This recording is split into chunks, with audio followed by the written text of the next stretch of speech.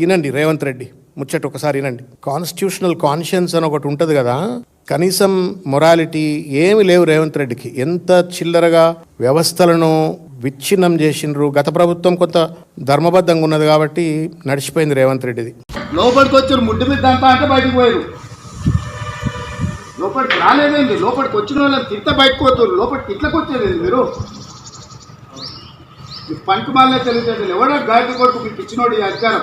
చాలా సందర్భాల్లో మీరు చూసుంటారు, రేవంత్ రెడ్డి గారి దగ్గరికి పోలీసులు వచ్చి నోటీసులు ఇవ్వడానికో లేదు సినిమా డ్రామాలు చేసే విధంగా రోడ్ల మీద నేను అడమైన విన్యాసాలు చేస్తా అంటే హౌస్ అరెస్టులు చేయటమో ఏదో చేయడానికి వస్తే రౌడీ లెక్క బయటకు వచ్చి ఎవడా వాడు నన్ను అరెస్ట్ చేయడానికి వచ్చింది, నాకు నోటీసులు ఇవ్వడానికి వచ్చింది, ముడ్డి మీద దంతా అని పోలీసు వాళ్ళు అన్నాడు. ముడ్డి మీద దంతా అన్నందుకే కేసు పెట్టి లోపలేయచ్చు వాస్తవం చెప్పాలంటే. అట్లేం చేయాల.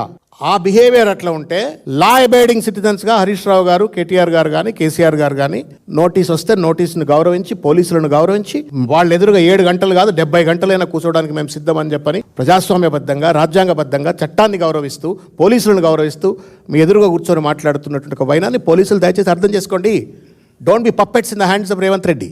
రేవంత్ రెడ్డి చేతిలో తోలు బొమ్మలుగా మారి ఫ్యాబ్రికేటెడ్ డాక్యుమెంట్స్ ఆధారంగా కేసులను పర్సూ చేస్తూ అడ్డమైనటువంటి లీక్లు పనికిరాని వాళ్ళ చేతులకు కట్టబెట్టి చట్టంని, రాజ్యాంగం మీద గౌరవం ఉన్నటువంటి ఒక ప్రజాస్వామ్యబద్ధమైన తెలంగాణ ఉద్యమ పార్టీ నాయకుల పైన కుట్రలలో దయచేసి పోలీసులు మీరు కూడా భాగస్వాములు కావద్దని చెప్పని కోరుతా ఉన్నాను.